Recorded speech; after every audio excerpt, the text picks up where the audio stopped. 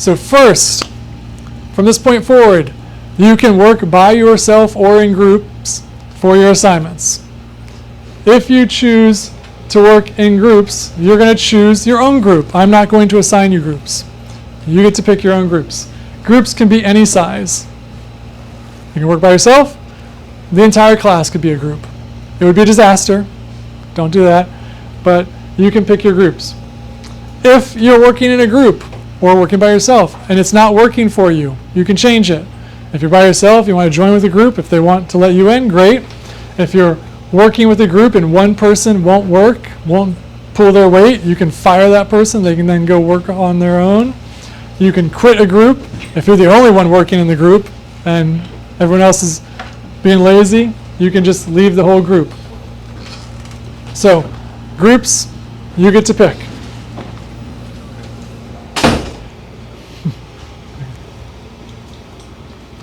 Now, assignments. Most of the assignments for the rest of the year are going to be taking notes. Maybe from the textbook, maybe from a video, something like that. You're going to take notes. If you turn in notes, you're going to get full points for the assignment, because trying to grade someone's notes and say, well, your notes are better than your notes, that doesn't really work, because different forms of notes and stuff like that. Just turn something in, you're going to get the points. Most of the points in the class are going to be from tests, so this is not going to be enough. It's just going to say you're on track. Each group member has to turn in their own notes. You turn in the notes on Schoology. I graded on Schoology. It syncs with the grade book. If you don't turn anything on Schoology, I can't give you the points. So everybody turns in their own assignments. But you're working in a group, so you can all turn in the same notes. If there's a study group studying together, I assume they're going to share notes, work together. Maybe one person has a little bit better in some area and someone else is better in another area. You put it together, combine it, make it a good set of notes. So presumably, everyone in the group will have the same notes. That's perfectly fine. Okay? Now, some of you might be thinking, that means I can be a lazy bum and I can just get my friend to do all the work, because that's what often happens. Lots of people know how, okay? But that's not going to work in this class, and here's why. The test. When you take the test, you're going to take the test as a group, whether it's by yourself or with 3 or 5 or 10 other people. Whoever gets the worst grade in the group, that is the grade for the entire group, because you're a group. You are working together to try to succeed together. If anyone in the group fails, then the group has failed. Okay? So if one person doesn't do anything and just copies everyone's notes and then comes to the test and isn't prepared and that person fails, then the group has failed by letting this person be in their group yet not do anything. When you come, it's going to be an oral exam. I'm just going to ask you questions, but I'm going to ask individuals the questions. So it might be 3 people in the group, but I'm going to point to someone and say, who is John Locke? And that person has to answer. If someone else tries to jump in and help them, it's not going to count. I'm going to assume that person doesn't know. So individuals. Now, in the past, I've had people complain about this, and they're like, but we're a group, so why don't you just ask the group a question, and then anybody who knows it can answer it? Well, there's a simple reason for that, because then only one person needs to know the information. And the smartest thing you could do in that case would make the entire class one group, and then I ask a question. If anyone in the class knows the answer, everyone gets points for it, and that doesn't make any sense. So I'm asking individuals questions. All the tests are going to be cumulative, which means when we get to test 2, it has all the test 2 stuff plus test 1. Test 3 has 3 plus 2 plus 1, so you're going to have to try to remember everything for the whole year. But you can retake tests. So if you get to the test and you bomb it, or one person in your group bombs it or whatever, you can just go back and study, get that person caught up, and try the test again. So you can always retake the test, even 3 weeks from now or something like that. Tests are going to be over at that table right there. So if you want to take a test, you and your group, you just go have a seat over there. I'll know that means you want to take the test, and I'll give you the test. Okay? I've had occasions where students don't do anything for like 2 weeks, and I'm like, what's going on? You haven't done anything in 2 weeks? And they say, oh, I was waiting for you to give me the test. Well, how would I know that if you don't say anything? So go over there. I'll know you're wanting to take the test. Of course, each group is taking the test individually. It's an oral exam, so I can't necessarily give everybody a test in one day. There's just not going to be time, so it's as time permits. The first group to sit over there gets the test. This really only becomes an issue on occasion. I've had groups come in and they say at the beginning of class, okay, we want to take the test today, but we want to study for like 30 minutes first. I'm like, okay, go study. Well then, when we get to the last 15 minutes of class, a group goes and sits over there, and then this other group's like, well, we were about to go over there. Well, okay, I'll get through this group, and if there's time, but, last 15 minutes, there might not be time. So if you want to take it on a certain day, probably don't wait till the very end. Worst thing, though, you just take it the next day. Now, in Schoology, there are going to be due dates for assignments and for the test. If you don't have an assignment done by the due date or a test done by the due date, I will put a 0 in the grade book, but it's temporary. You can always retake a test, even if it's a 0. So why put in a 0 at all? Just to signal to you, and maybe your families, if they're paying attention, that you're falling behind. I've had groups before, they're like, well, why do you even put in a 0? Why not just leave it blank until we take it? I was like, well, then what's going to happen is someone who doesn't do anything is going to sit here an entire 9 weeks getting no grades, and then at the end they're going to have 40 zeros put in, and they're going to fail, and then they're going to complain, well, I didn't know I was failing. Well, but you knew you weren't doing anything all week, or all 9 weeks. But anyway, this is so you know ahead of time. First test is going to be due on Monday, things we've already covered, so nothing new.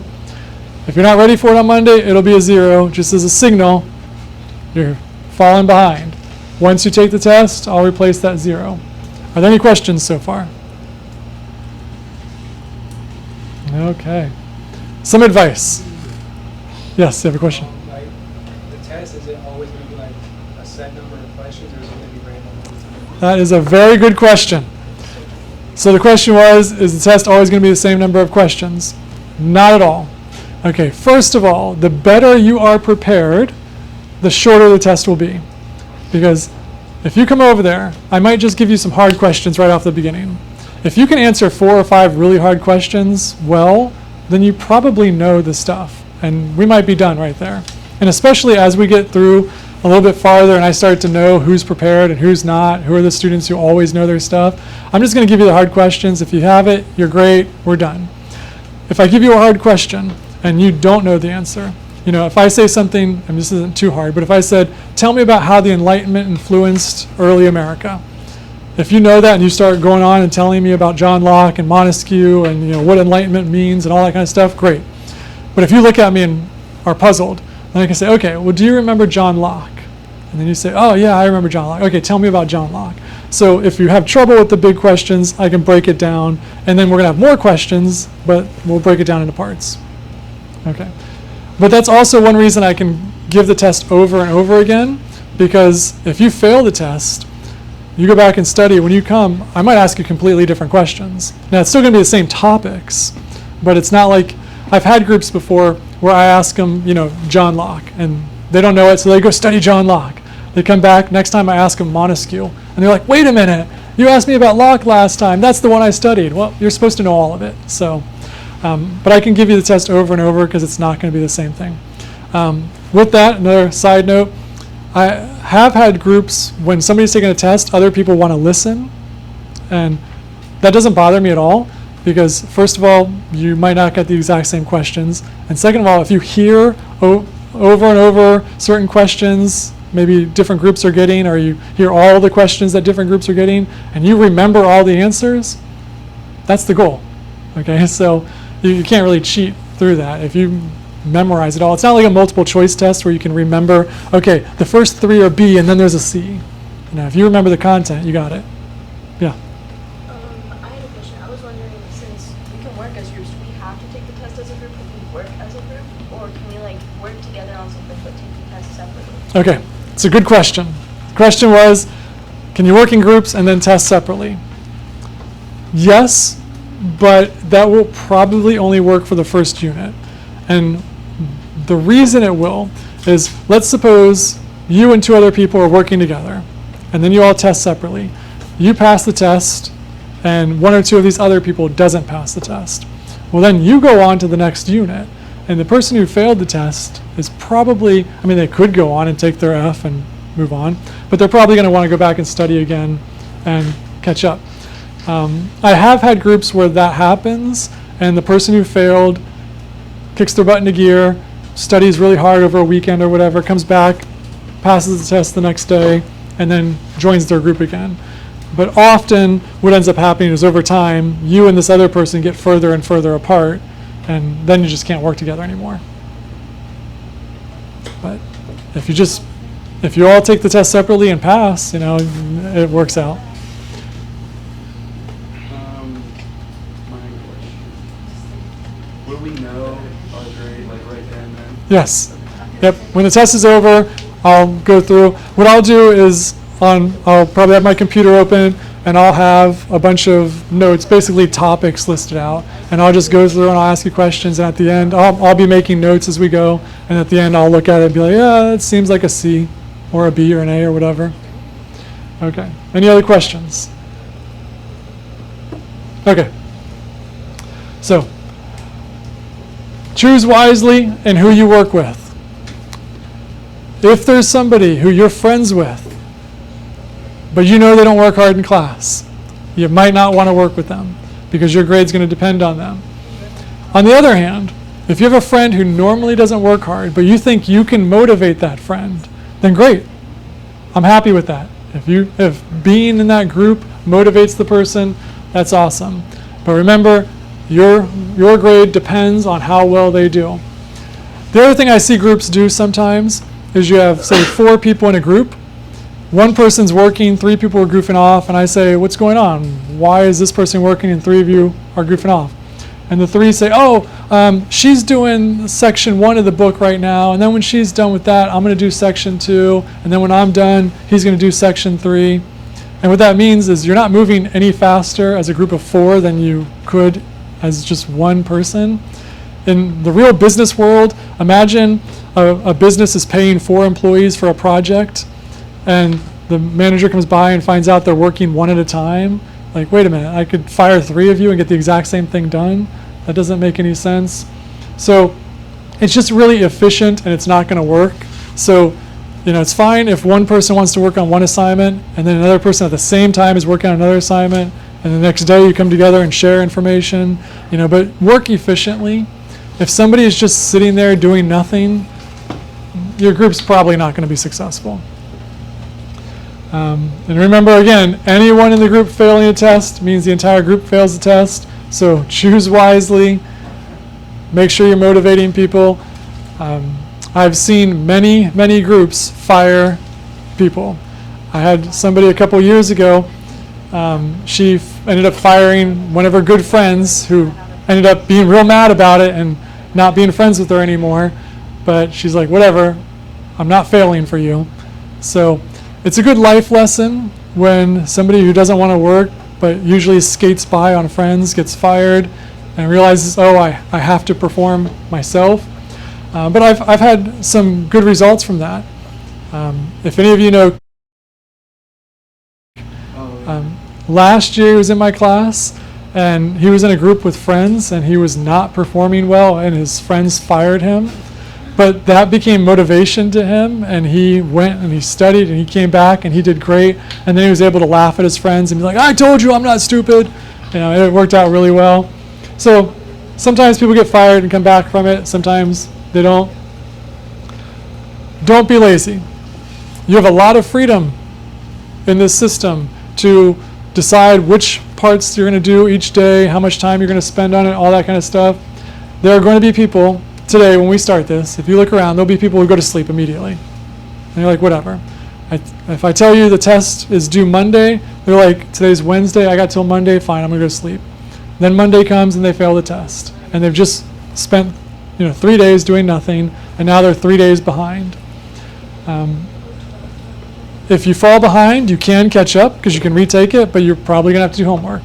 The class is not built to have any homework. If you use your time in class well, you should be perfectly fine. If it takes you a little longer and you're a little slower and you need to do some at home, that's fine. You can actually move ahead faster. If you finish the test before Monday, you can go on to the next unit. But use your time in class well. There will be a lot of people early on, especially, who will just waste their time. And then they'll start getting the zeros piling up in the grade book. And usually what happens is their parents start saying, what's going on? Why do you have a bunch of zeros? And then they'll make some lame excuse about how I don't know what's going on in class. The teacher didn't tell me what to do. And then I'll show them this video and be like, your kid knew what to do, okay? So don't be lazy. And if you are lazy, you can come back from it. Any questions on that? Basic stuff. School rules, district rules still apply. So even though you have a lot of freedom, that doesn't mean get on your phone, okay? Kick you out. Don't be disruptive. You can work in your groups. So if you're working in groups, there's going to be some talking, okay? Some of the assignments are to watch videos. There's going to be videos playing.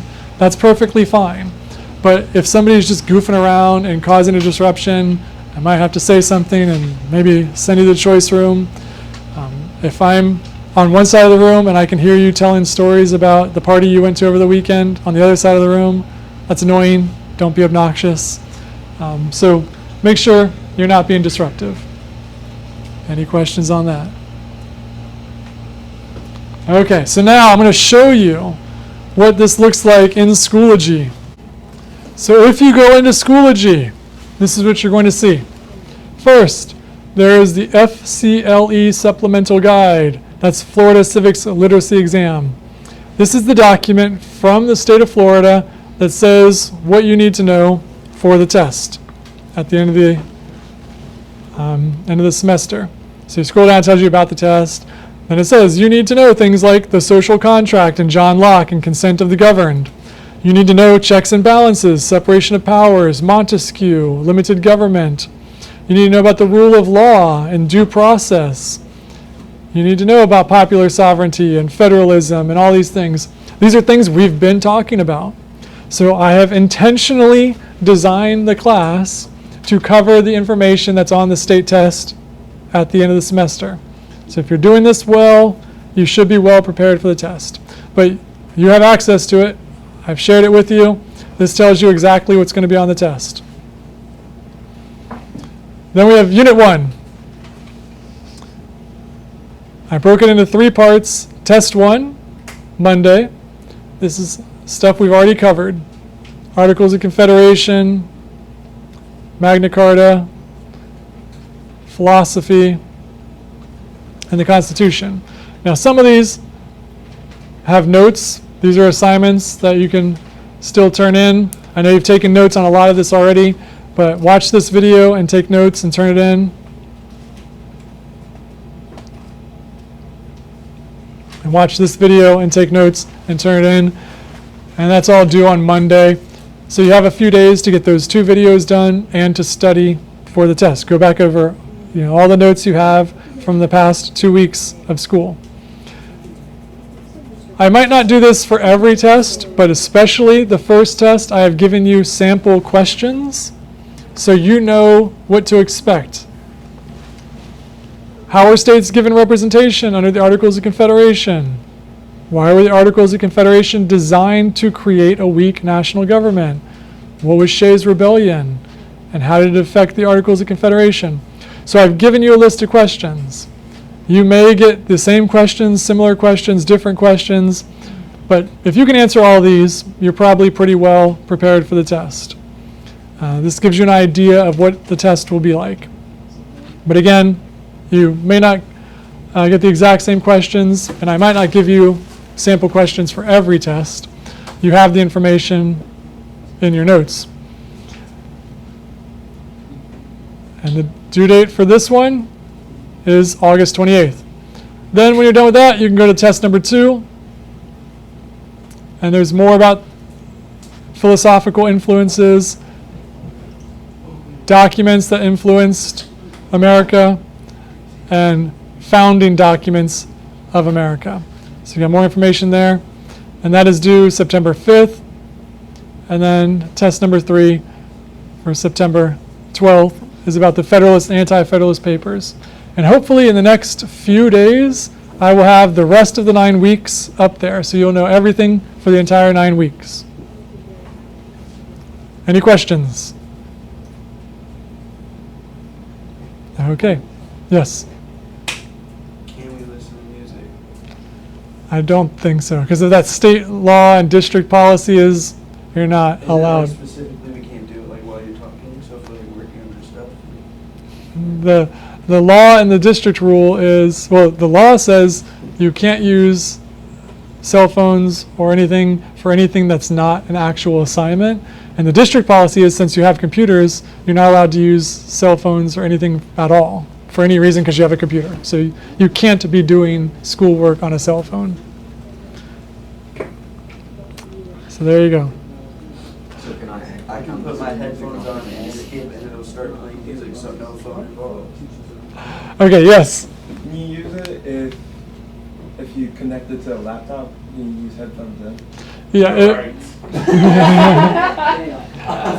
Yeah, right. If you have headphones that plug into the laptop, then yes, you could do it for watching the video. I plan to ask about the Bluetooth headphones because I know you can connect Bluetooth to the computer. Now, obviously, if I see that you have a video playing, like that's good. If I see that you don't have a video playing, I can tell that. So currently, I will say no Bluetooth, but I will look into it. But if you have some headphones that plug into the computer and you're watching a video, that would be fine. If I write a 10-page essay on how music genuinely helps me work, will you let me? Okay, any other questions? Okay, so now you have a chance. Yep. Is the test on Friday or Monday? Well, you can take it on Friday, but it's due on Monday. So now you have a chance to decide if you're going to work by yourself, work in groups or not, and start working on your notes for the Articles of Confederation and for philosophical foundations. There you go. Yes? When can we start taking Whenever you want. We can take it right now. Sure. But I'd get another